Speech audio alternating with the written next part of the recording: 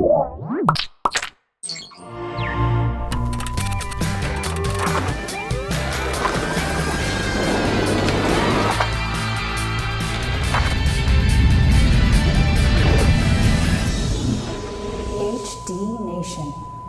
episode of HD Nation is brought to you by The Ben Heck Show. Building, modding, and electronics brought to you exclusively by Element 14. One of our most anticipated HD TVs this year, Samsung's first 3D set on the market, the 46-inch 8000 series 3D 1080p LED HD TV. Basically, this whole 8000 series, are they from 42 to 55 or 46? There's a 65-inch now, so you have a 46, a 55, and a 65-inch model that are available. So a good selection of screen sizes. This happens to be the 46-inch model we're looking at right here. Part of that C8000 series of LCD, LED LCD lit televisions. The 46-inch model right now lists for about $1,900 online, which is a little pricey. This actual television is responsible for me pulling back. I was ready. I was gonna buy the Optoma projector, and then I saw the blacks on this thing on a display in a store, and it is amazing. Part of that premium is, one, it's a 3D ready TV, so while it doesn't include the glasses or movies, you can upgrade to that easily enough, and the transmitter's built into the set, so there's really nothing to add other than the glasses and the starter pack, essentially. With LED edge lighting, you get very efficient energy consumption. We tried really hard to see how much power we could get this thing to suck down. When it's showing very little on the screen, it gets to around 50 watts. Wow. When we turned it up to vivid mode, which you probably should never see anyway, I think we peaked it at about 160 watts. So on average, for a full screen movie playing, you usually keep it at 100 watts or less, which is not bad at all nowadays. Usually, actually around 70 to 80 watts. So super efficient.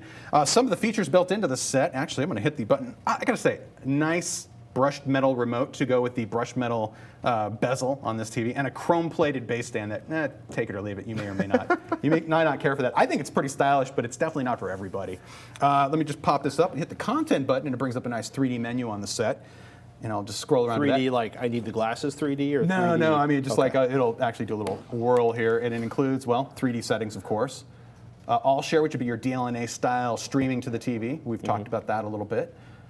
And media play, if you connect your USB or over your network, you can stream content to the set as well. Has a couple of USB ports on back. Internet at TV, this is probably one of the big deals. Samsung's App Store is one of the better, more full-featured app stores we've seen lately. It includes stuff like Facebook, Twitter, Pandora, Netflix, Amazon VOD. It's stuff you can choose to add or remove, which is pretty nice, and you can select different things, and it's updated pretty frequently. Sweet. And because it's a net-connected TV too, you get your updates online as well. It is wireless ready, as you can buy a little USB stick that'll plug into the back, and you know what? That is available, but we have it hardwired right now. And the funny thing is, other than the HDMI ports, if you're going to connect just about any analog source to this TV, including its network jack, you're going to be using the dongle. There's a little bit of dongle action going on because of how thin this TV is. We're talking 0.9 inches. So I was actually surprised they couldn't fit an Ethernet jack in that space. They might have. It might have just been on the border or something had to give, and apparently that was it. Picture performance, I say far and away, out of the box. I switched this into its movie mode and measured some of the best performance I've seen on TV, and it showed visually when I'm looking at it. Color mixing, basically when you mix red, blue, and green to make a beautiful grayscale, it's important for accurate video representation. The tracking was spot on. I mean, from the darkest to the brightest grays, we're getting a straight line between red, blue, and green being mixed. Blue was slightly above the rest, which if you're going to have an air at all in a set, that's the one to have, and they apparently dialed it in, so they got it pretty close. They really left little work for me. Color gamut, where red, blue, and green is on a 2D map of the color, and that traces what colors can be generated by the screen itself. Factory calibration on this was clearly evident because all of the measurements measured within where I wanted them to be and where they should be according to the spec, which is really nice to see. It's not to say you couldn't improve on it with a little calibration, but out-of-the-box performance was superb, I have to admit. The backlight system, probably one of the interesting things about the 8000 series for Samsung's LED-lit LCD television is how they control an edge-lit system to produce functions that we typically associate with direct-lit LED systems, namely backlight management. In a sense, they're doing per-pixel gamma control, which is a great way to change brightness levels on individual pixels to basically minimize haloing artifacts and other artifacts like that. Also, there's a 2D LED dimming system. So say you needed to create a darker spot right here, you could turn down the two LEDs here and here, and it would actually, because of the way the light's being guided, they're able to have that almost dynamic, or what do they call it? Would they have the full local dimming backlighting systems? Got it. But you're doing it with an edge-lit system, which is pretty phenomenal. Now, a couple weeks ago, we were showing off that Panasonic edge-lit system, one of their first LEDs, and I'd have to say that, like you mentioned, the black levels on this TV are far and away above what you're going to get out of something that's a little less expensive. Sure. As far as edge-lit sets go. That was one of the big deals about this particular unit. Also, HD video processing, it was solid. So if you're feeding this 1080i out of your cable box, have no fear that this thing's going to take away any of that detail. It does a really nice job in terms of bringing it all to the screen. And admirable picture controls too, admiring. I just admire everything as far as the picture setup goes. It includes some new stuff that they didn't have last year, namely a couple of built-in calibration screens for doing things like brightness and contrast, as well as color setup built right in, as well as instead of having to use the filter glasses for doing color and tint setup, it's got an RGB mode where you can switch off red and green, so you're only seeing the blue information and do those adjustments like that. Bottom line on this TV, really, it's one of the finest LCD LED televisions I've seen, and for an edge-lit model in particular. LG has some models that do the direct backlighting systems that can really produce amazing picture quality, and you can probably get that for a little bit cheaper. But for the edge-lit sets, the ultra-thin 1-inch thick design or 0.9 inch, it is solid right out of the box. And you can tell that the factory did a really good job of calibrating these right then and there as they were being built, because granted, there's always some improvement to be made, but there really wasn't a lot that had to be tweaked to get accurate image quality out of this set.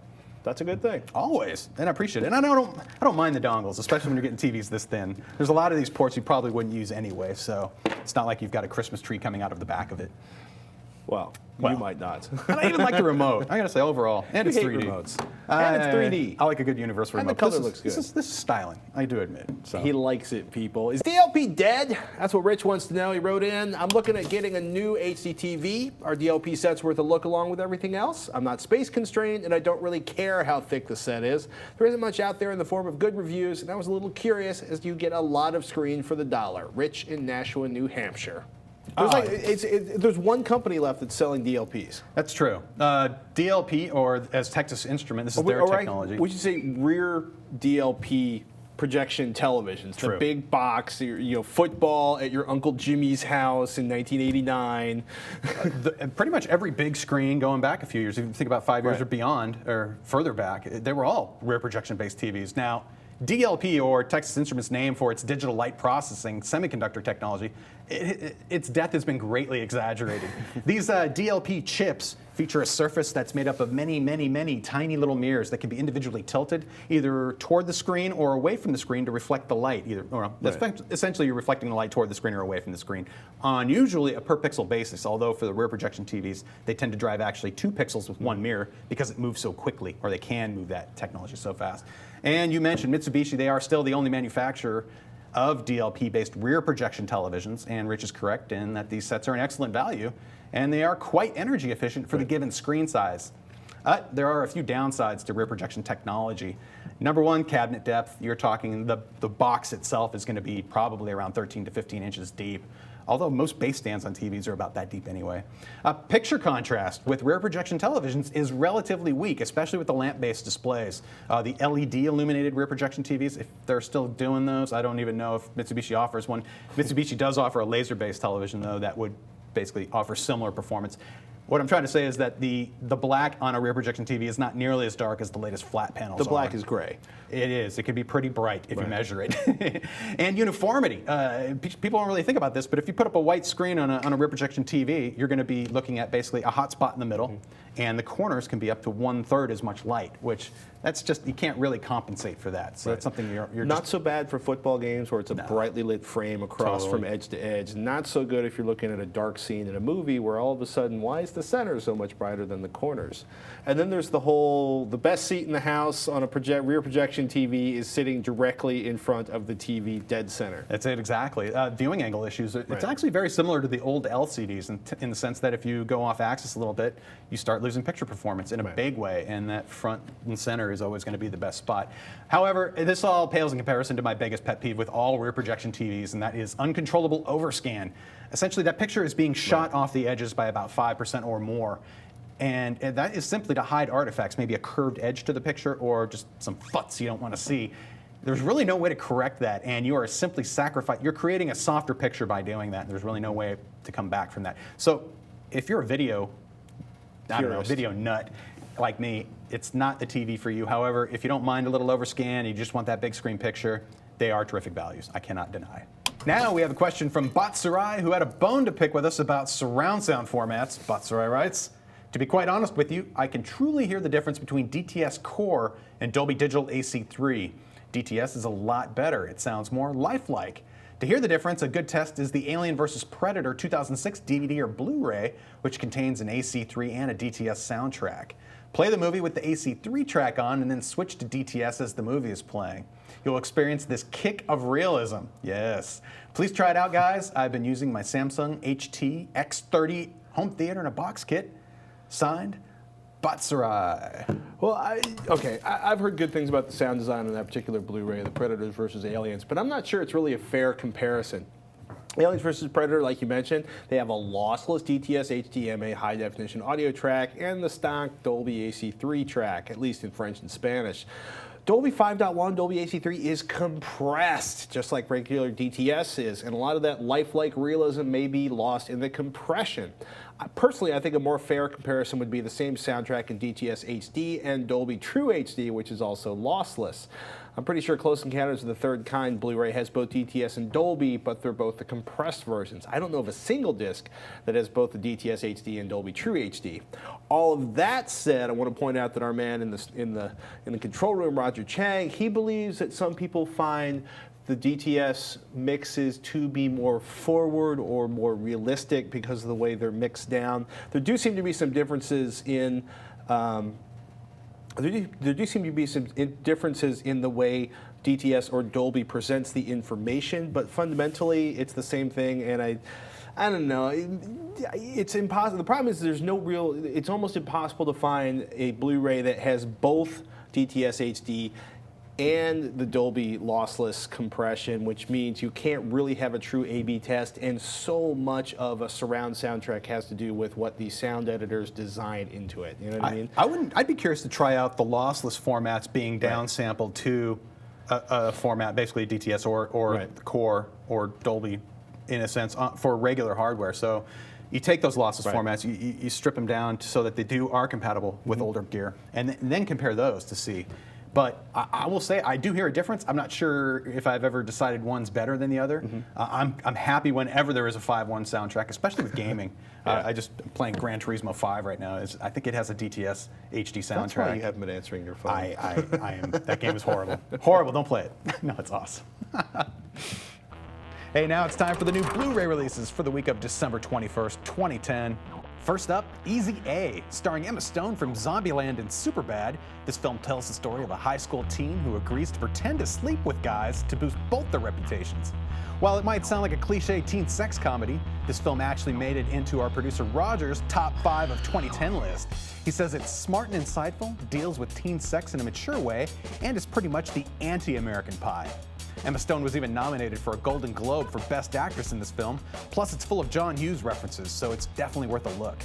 Extras include Emma Stone's webcam audition footage, a gag reel, a making-of featurette, and a featurette titled The School of Pop Culture, Movies of the 80s. Next up, Salt. This movie stars Angelina Jolie as a CIA agent accused of being a Russian spy and spirals into a is she or isn't she political thriller. Is she a double agent, a triple agent, a quadruple agent? The plot does have some holes and the characters aren't the most well defined, but if you love 24 or the Bourne movies, you'll love this one. Our producer Serafina loves this movie because she owns the same motorcycle that Jolie rides on the freeway as part of her escape. With this Blu-ray release, you'll get the theatrical version, the director's cut, and the unrated version, as well as a ton of extras. A 30-minute segment with the cast and crew talking about making the film, a 27-minute radio interview with director Philip Noyce, and 5 other featurettes that last from 5 to 12 minutes each, talking about everything from special effects, Angelina's disguises, and even interviews with real former agents telling their own stories. Also released this week, Family Guy, It's a Trap. This is the third in the Family Guy's trilogy of Star Wars parodies. The first 2 were Blue Harvest and Something Something Something Dark Side, which parodied Star Wars episodes 4 and 5. Now they're releasing the third, which will also air in early 2011 as the season 9 finale to Family Guy. Along with the regular Family Guy cast, this episode will also feature voice cameos from Patrick Stewart and Michael Dorn, the original Captain Picard and Commander Worf, Carrie Fisher, aka the original Princess Leia, and for some strange reason, Rush Limbaugh. And if you've loved the first two but couldn't justify owning the discs, you'll be glad you held out, because also released this week is Laugh It Up Fuzzball, the Family Guy trilogy, which includes all 3 movies together. Other releases this week include 2010's Devil, Futurama Volume 5, 2005's The Matador, Orlando, Step Up 3, Step Up 3D, and Wall Street Money Never Sleeps. Hey, it's time to thank one of our sponsors, The Ben Heck Show, brought to you by Element 14. Join modding wizard Ben Heck and friends as they build and modify a host of amazing community-inspired creations. The Ben Heck Show is brought to you exclusively by Element 14, the online store and community for electronic design engineers. Be sure to catch the latest episode to see Ben build a military-grade ruggedized PS3 for some UAV pilots in Afghanistan. Catch the latest episode of The Ben Heck Show right here on Revision 3 at revision3.com/TBHS.